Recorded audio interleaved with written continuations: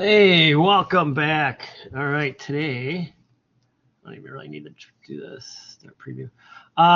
You know what to do. Finish up the stuff. Final designs. Make it look great. The last project with me. Yeah. Unless you have to take something over. It's your last project with me as you move forward into your fourth semester. It's been great. So last week I talked about resumes, and the funny thing is, like, as soon as I was like, oh, there's one last thing. It's a little bit, maybe one or two, and this does talk about portfolios, which I'll talk about as well. But portfolio is a bigger development, and so maybe I probably won't talk as long, but I just want to start giving you seeds of ideas to do. Here's the number one thing, though, to remember about resumes and your portfolio. And it is an immediate, like, you could have a great portfolio, but if you have something spelled wrong on your resume, you won't even get in the door. Like, that's so baseline that if you have, like, something is spelled wrong, you're like, everybody's first reaction on any sort of document is like, oh, what? Oh. And it can be simple stuff. Like, you need to reread your stuff. I understand. I know you guys are like, oh man, Joel, you got the worst spelling ever. Yeah, because when I'm commenting on like 40 projects, I'm just typing and I'm not looking. And I know R's get dropped off of my words, and there's a lot of you instead of your and all that stuff. But I'm not outward facing trying to get the job. I'm just giving you updates. And so I let it go sometimes. But when it's on a resume, if it's within your portfolio and you just have any sort of description, anything, spelling is so important. Because if somebody reads it and they're like, oh, they spelled that word wrong, and it's in a presentation about their own work, how vested are they in actually really doing this? Like, they couldn't even fix their spelling. So just number one, I think number one across the board sort of is like, always double check your spelling. So many ways to do it. Every program has a spell check everywhere. So do that.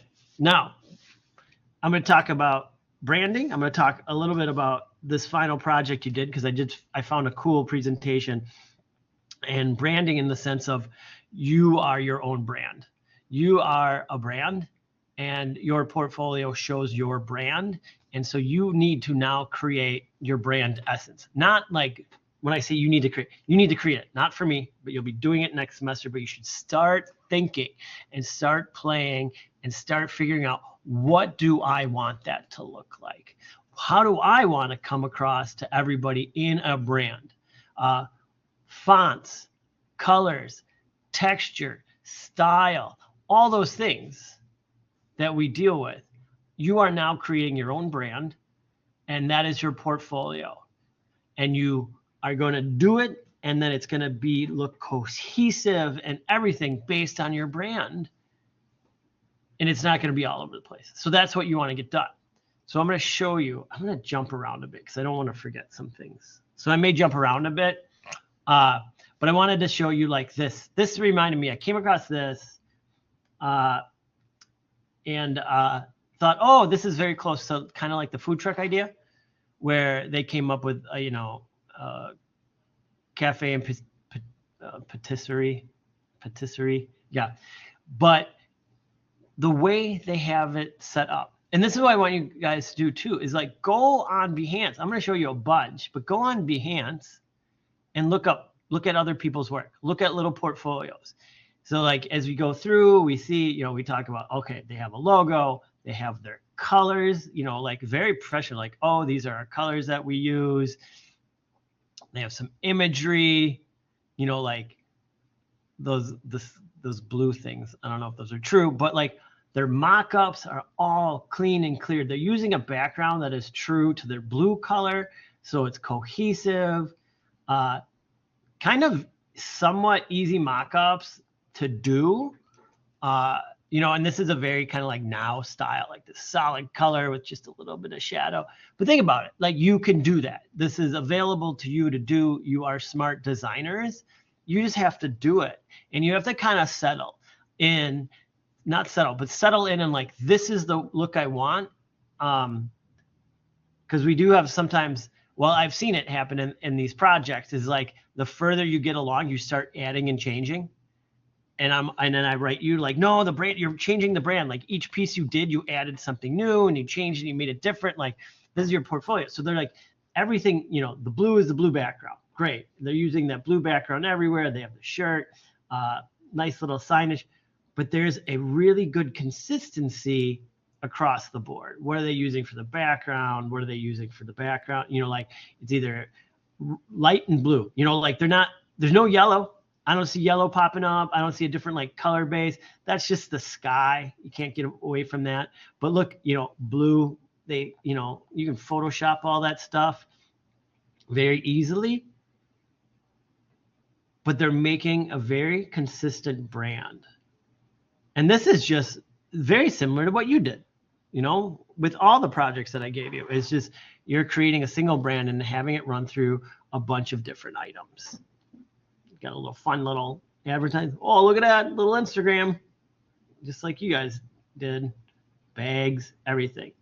So on this note too, if there's a particular project that you've liked, you can continue to work on it.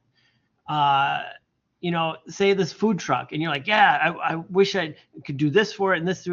Nobody said you couldn't. Craig isn't going to say like, oh, how come you added pieces to this for your portfolio? But you're like, I want to build out this brand and I saw some examples and I want to add extra things. You're allowed to do that. Make your brand. The bigger the brand, the more you show that you've thought about different parts like bags, sandwich boards, other signage, other stickers, like all that, anything you can think of, go for it. Do it. Nobody's stopping you. So you can do more. You can add on to projects. Say you did some poster for a different class. You can build out on that as well. Like you just don't have to have the one thing. You can say like, oh, I did the one, but I had ideas for other ones, and due to time, now's your time. Start developing more if you want. Again, this isn't fully like you have to, but the more you put into it, the more you're going to get out of it. And what do you want to get out of it is a job, is to get hired to do something. And the more concise and better, like, look at this. And you guys saw that thing pop up. So-and-so is looking for work. This is beautiful work. And they're looking for work. So you need to kind of be up to this level. So feel free to do more. The other one is make your own changes. I know, so when I teach the first portfolio class, I'll switch views for us. When I teach the first portfolio class and I see, some of you, I'd be like, can you make this change, make this change? And then I'd get written back like, well, the assignment was to do this. And then I write back, I don't care about the assignment. Like now we're going beyond it. So you can also do that. Be like, the base assignment was this, but I'm going to alter it. And I'm going to make sure when I do alter it, I alter every part, like every part, and just be like, I didn't like, so, it's very hard to say, but you can alter the assignment. I don't have a good example to say or a way to make fun of me. But you can alter it and be like, I didn't, food truck. Maybe you're like, I like the idea of the food thing and the food truck, but I didn't want to do a food truck. And so I altered it into doing a actual restaurant. Like I wanted to do a restaurant build, a kiosk restaurant instead of a food truck. Great, you can do that. You have your design elements already built. You just have to change them out. So feel free, and think about how you can also make it your own to stand out a little bit, maybe from other students. As you all graduate, you're going to have some similarities within your portfolios. Branding, your own branding, you. So who is this? Jade has like little scribble stars and It looks like Crayon 2024 and Scribble Stars in the pink.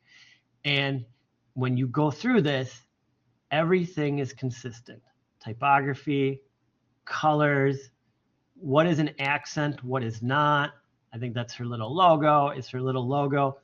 But as you go through it, you're seeing, this is what she chose as the brand for herself.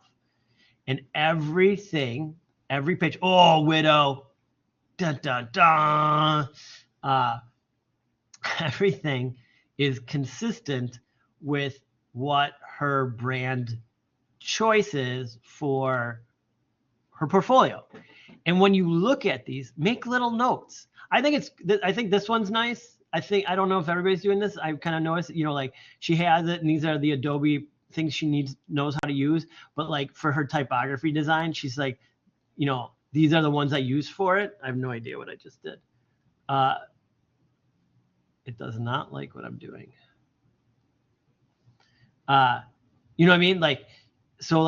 Within this design, I use these 3 programs mainly. And that's kind of cool. You can take that. Nobody said you couldn't, and then they have and they narrowed things down too.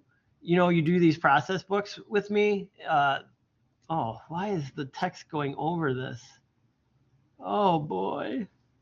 That may be part of the setup through Behance. I don't know if these are images. Okay. Sorry, that really threw me off guard.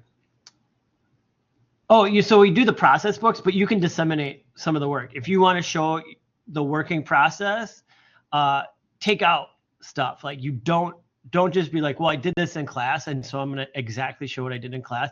Go in and alter it and change it and maybe narrow it down and be like, all I want to show is like these parts of the process. You don't have to show every part. You just show the cool, like aha moments along the way or something like that.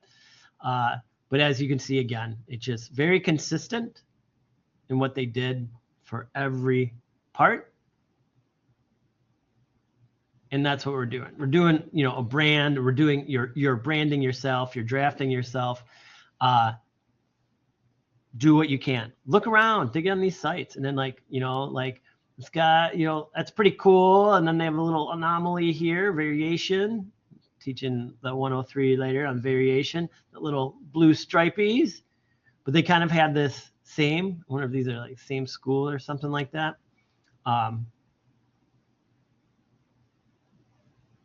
Do it as you want. Sorry, there's some goofy things like, what's the other one? So now they lost it. So here, there's 3 blue stripes. And then here is the crown thing, but then it's not used anywhere else. So I would question why that's being used. But as you look overall, the titles are the same, the headlines are the same, and the text is the same. They show little parts and pieces, and bigger. So start to look around and dig into what these portfolios look like and how you want to come across when somebody sees your work. What's your favorite design? What are you passionate about in design? And look how different these are. These are so different. Bright and cheery. This is kind of like I don't want to call it down dirty, but kind of like almost comic book in style. He even did his little image there. Here is like the real soft with the gradations. But start taking a look and see how people are arranging their items and how they're setting it up and how they're making their little mock-ups, that it's flat, it's easy to read, it's clear. Like I'm not distracted by anything else. The image is big, that I can see it, and it's not like tiny in the middle of the page. I see that happen a lot, that people get like these auto kind of fill. Oh, that's a big tirade. Okay, I'll go on that. Like the autofill, but like it makes their image, it makes what I want to look at super small in the middle of the page. And I'm like, zoom in, I want to see it. Like, be proud of the work. Make it so it's viewable and people don't have to squint. That's a big one for me as well. Oh, that goes into this. Perfect. This kind of stuff where I feel like it's automatic, like, oh, Illustrator has this thing and you just drop it in and boom, it looks good. Double check it. Sometimes it doesn't always look good. Sometimes it distorts in the wrong way. And you are all now smart enough and know like Photoshop and all the programs. You're supposed to be masters at this of fooling the eye and making it look more real than it does. Make sure you're doing that. So yeah, if you're like, oh, I put it in this thing, but for some reason it's cutting off half my image, like then don't use that. Use something else. Just because the computer did it doesn't mean it's good. Then redo it. You have that power to make perfect designs. Here's one. I see this one pop up all the time. And there's another version of this. When you guys do this package design for Craig, and then you're like, oh, I don't know where you guys get this. I think it's like an Illustrator setup. I have no clue of why you're showing me the back of the box twice. Like, well, it just did it for me. Nobody cares to see the back of the box twice. Like, I want to see the front of the box. And actually, here it's hiding more than this one. And so I would make this over here. So it's the, bigger I'm seeing. I don't need to see it a second time. And I've seen you guys, some students submit this like, and then this third one is upside down. Like all the text is upside down. I'm like, why is it upside down? And if your answer is because that's the way it inputted, that's the wrong answer, then fix it. You guys can do that kind of stuff. Like just because it's built for free in this like kind of, oh, I found a free mock-up site and this is what it does. Like, no, ignore that. Don't do it. Do it yourself. Use this and then Photoshop it out. Don't ruin it. This is just a screenshot of something. But this always cracks me up. Like, why are you showing me the back twice? Like, is it really that impressive? You're like, the back of the box. No, that's what people are looking at. So make sure you improve upon what is done for you. And that's also like this idea of being a great designer is you just don't, oh, the computer did it like that. Typesetting. Oh, well, the computer just typeset it like that. Well, then fix it. Change it. Why is that there? See that one word right there and this big gap? Disgusting. Should have hit a return right there, add this word down there, and if that was a separation. So, and then why is this so close to the bottom?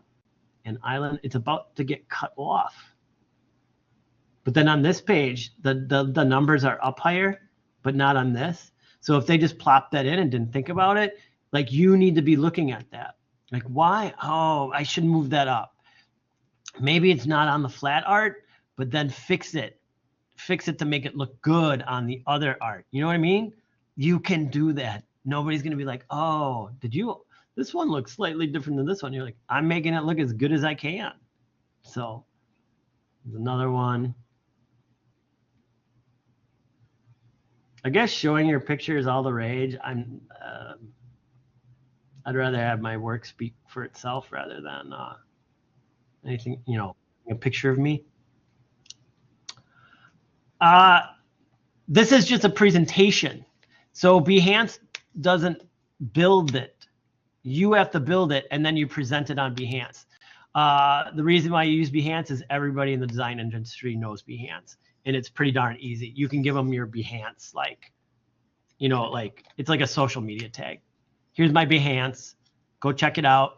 It's easy to update. It's easy to make changes. It is sort of the industry standard. No. Yeah, you still make it in InDesign. You can set it up, and then there's like all these different ways to start like importing and set it up. But see, like that's an individual picture. See what I mean? But the rad part, and this is the very cool part, is that other people have figured this out too, is find the flow. And if you match your colors and you know how Behance layers it, these become part of this, but it actually isn't. But together it works together. That was horrible. So, you are building this long thing. How do you transition from one to another? Here they did it again. They added that yellow, which is part of here, which is a lead-in to the next one.